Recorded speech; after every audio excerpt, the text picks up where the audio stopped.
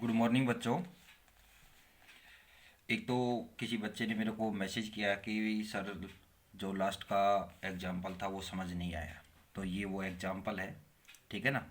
तो इसमें देखो अपन ने क्या बात की थी कि भाई इसमें अपन ने बात की थी इस एग्जाम्पल से पहले, थोड़ी सी उस बात पर ध्यान दें, ठीक है।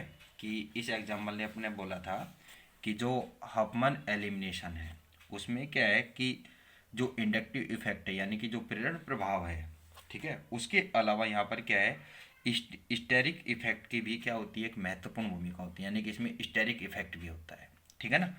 तो उस कंडीशन में यहाँ पर क्या है कि एल्किल हैलाइडो में क्या है में एल्किल समूह में शाखाओं के बढ़ने पर यानी कि इनकी ब्रांच के बढ़ने से क्या होता है, बढ़ने से, या क्या हो दूसरी कंडीशन क्या है कि जो अटैकिंग न्यूक्लियोफाइल है यानी कि आक्रमणकारी न्यूक्लियोफाइल है का आकार बढ़ने से, ठीक है ना। या तो क्या हो कि एल्केन में ब्रांच इंक्रीज हो, या फिर क्या है कि भाई जो अटैकिंग यानी कि जो न्यूक्लियोफाइल है उसका आकार बढ़ता है। तो उस कंडीशन में क्या है कि जो सेटजेफ विलोपन है यानी कि सेटजेफ एलिमिनेशन है उसको किसमें, हार्मोन एलिमिनेशन में चेंज किया जा सकता है यानी कि बदला जा सकता है। तो अपन ने यहाँ पर एग्जाम्पल दिया था, एक तो दिया था अपन ने 2 ब्रोमो 244 ट्राईमेथिल पेंटेन का। तो उसमें तो आपको क्लियरली बताई देता है भी कौन सा लेस अमाउंट में और कौन सा मोर अमाउंट में यहाँ पर फॉर्म होता है। दूसरी बात थी यहाँ पर कि जो अपने यहाँ पर क्या लिया कि जो ब्रोमाइड ले रखा है यहाँ पर हेलाइड में, एल्किल हेलाइड में, कि 2 ब्रोमो 2 मेथिल ब्यूटेन यहाँ पर लिया है। तो इसकी क्या है कि अगर आप क्या है कि यहाँ पर अपन क्या ले रहे हैं, ये दोनों क्या है न्यूक्लियोफाइल है, ये तो क्या है एथोक्साइड आयन हो गया और ये क्या है ब्यूटोक्साइड आयन, ठीक है ना। यानी कि ये भी न्यूक्लियोफाइल है और ये भी क्या है न्यूक्लियोफाइल है। तो अगर क्या होता है कि अगर अपन यहाँ पर क्या है कि स्मॉल साइज का अगर न्यूक्लियोफाइल लेते हैं, ठीक है ना, यानी कि इसका आकार छोटा है, तो यहाँ पर क्या होगा कि आपको जो प्रोडक्ट फॉर्म होते हैं वो यहाँ पर क्या है कि भाई 2 ब्यूटीन और 1 ब्यूटीन फॉर्म होती है। तो यहाँ पर क्या है कि सेटजेप रूल के अकॉर्डिंग क्या होगी कि 2 ब्यूटीन क्या होगी मेन प्रोडक्ट यानी कि मोर अमाउंट में यहाँ पर फॉर्म होती है, ठीक है ना। मैं यहाँ मैथिल ग्रुप नहीं बोल रहा हूँ, कभी आप सोच रहे हैं सर गलत बोल रहे हो, ठीक है ना। मैं ओनली 1 और 2 मैथिल पर बात करिए, एल्किन पर बात कर रहा हूँ आप प्रेजेंट में, ठीक है।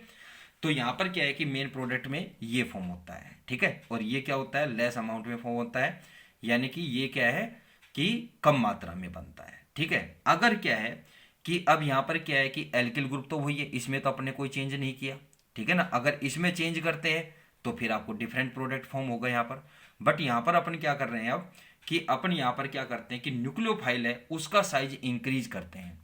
तो न्यूक्लियोफाइल का जब साइज इंक्रीज करते हैं तो उस कंडीशन में यहाँ पर क्या है कि आपको मेन प्रोडक्ट में कौन सी फॉर्म होगी, हाफमैन एलिमिनेशन के अकॉर्डिंग, यानी कि आपको 1 ब्यूटीन वाला प्रोडक्ट क्या प्राप्त होगा, मेन प्रोडक्ट के रूप में प्राप्त होगा, ठीक है ना। यानी कि ये क्या हो जाएगी 2 मेथिल 1 ब्यूटीन आपको मेन प्रोडक्ट के रूप में प्राप्त होगी, और ये क्या होगी लेस अमाउंट में, यानी कि 2 मेथिल 2 ब्यूटीन आपको लेस अमाउंट में यहाँ पर फॉर्म होती है, ठीक है बेटा। इसमें ये बात थी ओनली, आपको बस यहाँ पर ये देखो कि जो यहाँ पर न्यूक्लियोफाइल आप ले रहे हैं इस न्यूक्लियोफाइल के साइज में चेंज हुआ है, यानी कि यहाँ पर तो ये क्या है कि जो O-C का होल थ्राइस, ये क्या है टर्सरी यानी कि तृतीयक ब्यूटोक्साइड, ठीक है ना, इसका नाम यानी लिखा है, ठीक है ना। ये क्या लिया आपने टर्सरी ब्यूटोक्साइड है, और यहाँ पर क्या है एथोक्साइड है। यहाँ पर क्या ले रहे हैं अपन एथोक्साइड ले रहे हैं, तो यहाँ पर न्यूक्लियोफाइल का साइज में चेंजिंग हुई है, ठीक है ना, यानी कि न्यूक्लियोफाइल का साइज इंक्रीज हुआ है। तो न्यूक्लियोफाइल का साइज इंक्रीज करते हैं तो उस कंडीशन में क्या है कि सेटजेप सॉरी उस कंडीशन में क्या है कि हाफमैन एलिमिनेशन है उसके अकॉर्डिंग प्रोडक्ट फॉर्म होगा, ठीक है ना। ये बात है यहाँ पर, ठीक है। अब बात करते हैं अपने नेक्स्ट टॉपिक जो अपना है वो क्या है एल्किनो का आपेक्षिक स्थायित्व, ठीक है। तो सबसे पहले यहाँ पर अपने एल्किन की स्ट्रक्चर फॉर्म करते हैं, तो उसी से आपको ये ज़्यादा क्लियर कर पाऊंगा मैं, ठीक है ना, क्योंकि रफली वर्क होता है तो उसमें तो कोई प्रॉब्लम होती नहीं है। तो यहाँ पर तो अपने नोट्स भी साथ साथ चल रहे हैं ना। ये आपके पास एक एथीन मोलिक्यूल है, ठीक है। अब इसमें क्या है कि भाई ये तो है सिग्मा बॉन्ड, और जो पाई बॉन्ड होता है वो कौन से ओवरलैपिंग से फॉर्म होगा, लेटरल या अपन क्या बोले पार्शियल, ठीक है ना। यानी कि निरक्षीय क्या होगा, ओवरलैपिंग होगी। तो इस ओवरलैपिंग से आपको क्या फॉर्म होगा यहाँ पर, पाई बॉन्ड।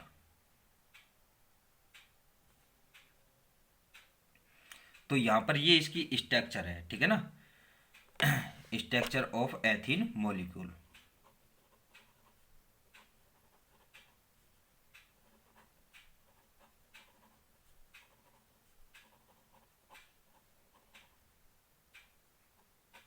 एथीन अणु की संरचना, ठीक है। अब देखो इसमें क्या क्या बातें हैं कि एल्किन्स जो होती है इनमें क्या है कि भी कार्बन कार्बन के बिटवीन क्या होता है, डबल बॉन्ड होता है, आप नॉर्मली जानते हैं ये बात तो, ठीक है। जिनमें क्या है कि इन डबल बॉन्ड में एक क्या होता है सिग्मा बॉन्ड और एक क्या होता है यहाँ पर पाई बॉन्ड। सिग्मा बॉन्ड क्या होता है, एक्सियल ओवरलैपिंग से फॉर्म होता है, जबकि ये किससे होता है, लेटरल, या अपने क्या बोले कि जो परपेंडिकुलर जो ओवरलैपिंग होती है, या अपन ये बोले कि भाई ओवरलैपिंग दो टाइप से होती है, एक्सियल और दूसरी क्या होती है कि वो क्या बोलते हैं उसको, निरक्षीय, यानी ठीक है ना। तो इंग्लिश वर्ड मेरे दिमाग में नहीं आ रहा बेटा, ठीक है, इंग्लिश वर्ड नहीं आ रहा मेरे दिमाग में, निरक्षीय, ठीक है ना। तो अब यहाँ पर क्या है कि ओवरलैपिंग इस टाइप से होती है। तो इस कंडीशन में क्या है कि आपको क्या होगा कि एक सिग्मा और एक पाई बॉन्ड यहाँ पर फॉर्म होता है, ठीक है ना, यानी कि एक्सियल होती है तो पाई सिग्मा बॉन्ड होगा, और जो लेटरल होती है तो उसमें क्या होता है, पाई बॉन्ड यहाँ पर फॉर्म होता है, ठीक है ना। तो यहाँ पर क्या है, दूसरी बात क्या है कि ये जो कार्बन एटम है यहाँ पर, यानी कि जो बोथ कार्बन एटम है यहाँ पर, दोनों कार्बन परमाणु है, वो क्या है, sp2 हाइब्रिडाइजेशन स्टेट में होते हैं, ठीक है। अतः इनकी आकृति, इस कंडीशन में इसकी जो आकृति होती है वो क्या होती है, समतलीय यानी कि प्लेनर होती है, ठीक है। इन अब बात करते हैं आगे कि इन पाई इलेक्ट्रॉन के रीजन से क्या है कि जो एल्किन के अणु हैं वो क्या होते हैं, इलेक्ट्रॉन रिच हो जाते हैं, इलेक्ट्रॉन रिच हो जाते हैं यानी कि इलेक्ट्रॉन धनी हो जाते हैं, और इलेक्ट्रॉन न्यून यानी कि जो इलेक्ट्रॉन डेफिशिएंट मॉलिक्यूल है उनको अपनी ओर आकर्षित करते हैं, यानी कि एक तरह से किसको करेंगे कि इलेक्ट्रोफाइल को अपनी ओर आकर्षित करते हैं, और इलेक्ट्रोफिलिक क्या देते हैं, एडिशन रिएक्शन ये संपन्न करते हैं, ठीक है। इसके बाद क्या बात होती है कि भाई जो एल्किन है, तो एल्किन हाइड्रोजन के साथ क्या है कि योगात्मक अभिक्रिया करके क्या फॉर्म करती है, एल्किन बनाती है, और ये जो रिएक्शन होती है वो क्या होती है, एक्सोथर्मिक होती है, यानी कि ऊष्माक्षेपी प्रकार की अभिक्रिया होती है, यानी कि इसमें क्या होती है कि एनर्जी रिलीज होती है, ऊर्जा मुक्त होती है, ठीक है। जैसे यहाँ पर क्या है कि एक मोल एल्किन के हाइड्रोजनेशन से क्या होती है कि यहाँ पर 32.8 किलो जूल एनर्जी क्या होती है, रिलीज होती है, जो इसकी क्या होती है कि एनर्जी चेंज, यानी कि एंथैल्पी, सॉरी एनर्जी चेंज नहीं, एंथैल्पी चेंज, ठीक है ना, जिसे अपने डेल एच से डिनोटेड करते हैं, ठीक है। तो यहाँ पर अपने इसका हाइड्रोजनेशन, इसलिए इसको क्या बोलते हैं कि जो यहाँ पर एनर्जी रिलीज होती है, जो एक्सोथर्मिक रिएक्शन में एनर्जी रिलीज होगी, उस एनर्जी को अपन यहाँ पर क्या बोलेंगे, हीट ऑफ हाइड्रेशन यहाँ पर कहेंगे, ठीक है। दूसरी बात क्या होती है कि किसी भी एल्किन के लिए हाइड्रोजनेशन जो एनर्जी है यानी कि हीट है, यानी कि हीट ऑफ हाइड्रोजनेशन है, का वैल्यू क्या होगी, जितनी अधिक होती है वह एल्किन क्या होती है उतनी ही क्या हो जाती है, अनस्टेबल हो जाती है, उतनी ही अधिक क्या हो जाती है, अनस्टेबल हो जाती है। जैसे अपन यहाँ पर एग्जाम्पल लें एक, तो 1 ब्यूटीन के की जो हीट ऑफ हाइड्रोजनेशन है कि जो वैल्यू है वो क्या होती है, 30.3 किलो जूल पर मोल है, ठीक है। जबकि अगर यहाँ पर ट्रांस और सिस की बात करें तो ट्रांस के लिए तो ये होती है वैल्यू 27.6, और सिस के लिए क्या होती है कि ये क्या होती है 28.6 किलो जूल पर मोल होती है, किलो कैलोरी पर मोल या किलो जूल पर मोल, ठीक है ना। तो इस कंडीशन में आने का क्या है कि अपन क्या बनाते हैं कि एनर्जी प्रोफाइल डायग्राम यहाँ पर बनाएंगे। तो एनर्जी प्रोफाइल डायग्राम से जो छोटी बात है, एक दो बातें वो मैं डायग्राम के बाद ही कर पाऊंगा, ठीक है। तो यहाँ पर क्या बात की अपने, एल्किन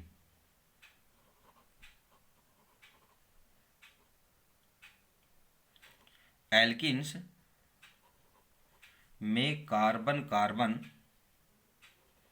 के बिटवीन के मध्य, ठीक है ना, एक डबल बॉन्ड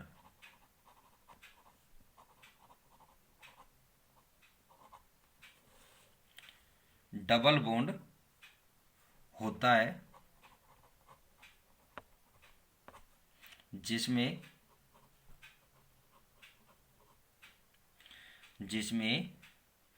एक यानी कि 1 सिग्मा एंड 1 पाई बॉन्ड।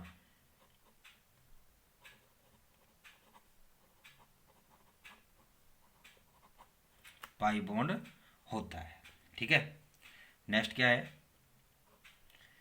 इसमें यानी कि एल्कीन में, इसमें प्रत्येक कार्बन परमाणु, प्रत्येक कार्बन एटम, ठीक है, ईच कार्बन एटम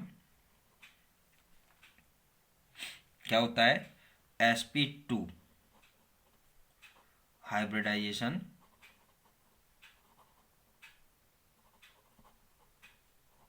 संकरित अवस्था, ठीक है, हाइब्रिडाइजेशन स्टेट में होता है,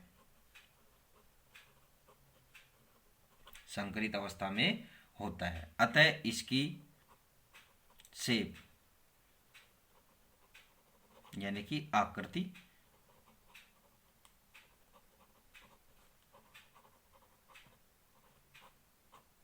क्या होगी, प्लेनर।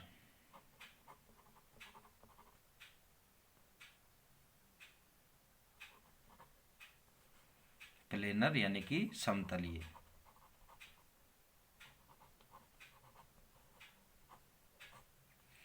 प्लेनर होती है।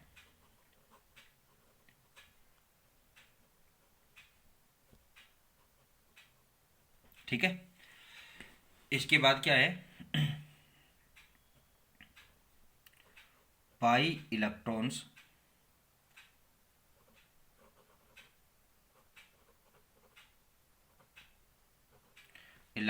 के कारण,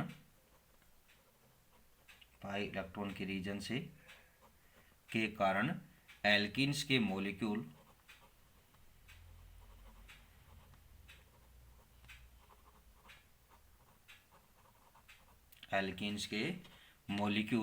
क्या होते हैं, electron rich,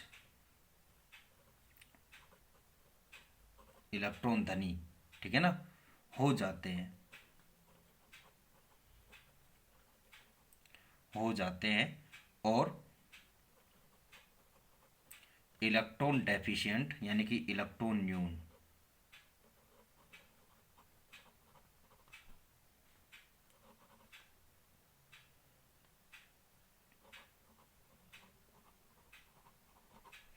electron deficient molecule अणुओं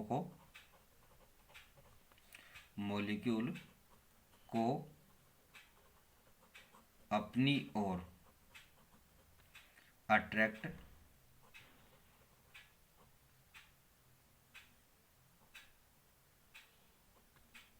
आकर्षित, ठीक है ना, अट्रैक्ट करते हैं, अतः ये इलेक्ट्रोफिलिक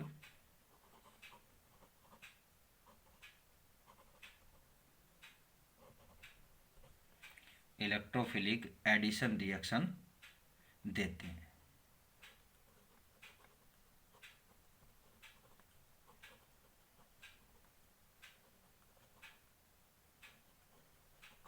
ठीक है ना भाई, इलेक्ट्रोफिलिक क्या है कि भाई इलेक्ट्रॉन रिच स्पीशीज किसको अपनी ओर खींचेगी, इलेक्ट्रॉन डेफिशिएंट स्पीशीज को अपनी ओर अट्रैक्ट करेगी, तो इसलिए इसको क्या बोलते हैं अपने,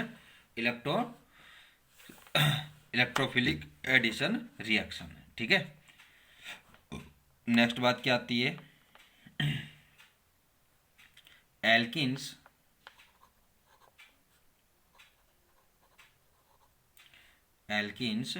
क्या करती है,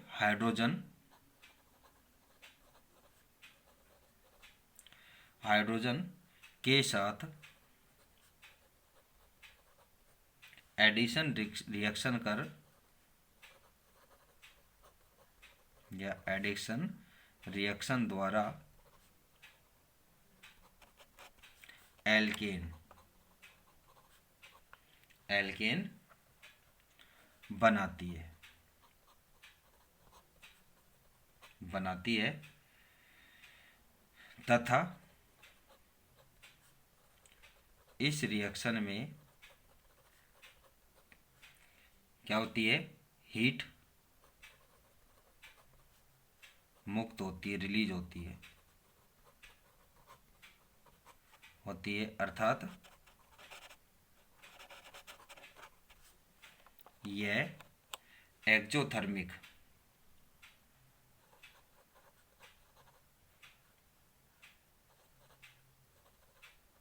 यानी कि ऊष्माक्षेपी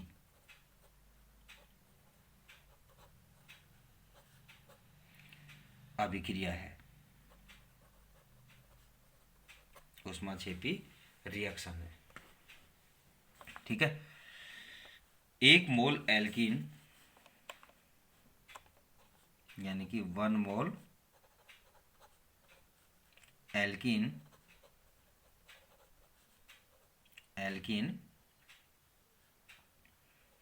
के हाइड्रोजनेशन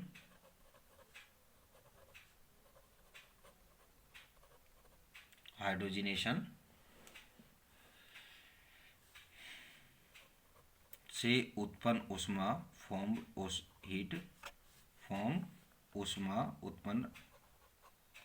ऊष्मा क्या कहलाती है, हाइड्रोजनीकरण ऊष्मा।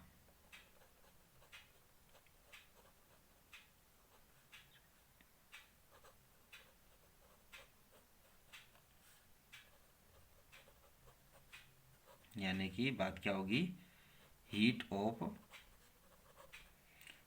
हाइड्रोजनेशन।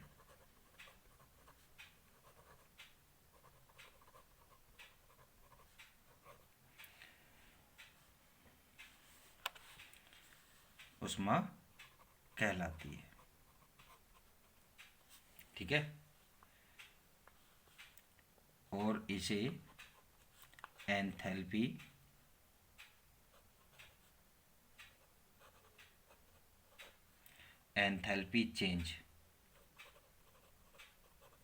एंथैल्पी परिवर्तन यानी कि डेल एच द्वारा डिनोटेड प्रदर्शित करते हैं। ठीक है, जैसे यहाँ पर अपने इसका हाइड्रोजनेशन की एक रिएक्शन बताई दे रहे हैं अपन यहाँ पर, एथीन प्लस H2 क्या फॉर्म होगा यहाँ पर, एथेन CH3 और यहाँ पर क्या होगा कि जो एंथैल्पी चेंज है, ठीक है ना, एंथैल्पी चेंज यहाँ पर क्या होगा, क्या है 32.8 किलो कैलोरी पर मोल। ठीक है, ये यहाँ पर होता है। इसके बाद क्या है कि किसी एल्किन के हाइड्रोजनेशन ऊष्मा का मान जितना अधिक होगा वह एल्किन उतनी ही अधिक अस्थायी होगी। ठीक है ना, अनस्टेबल होगी।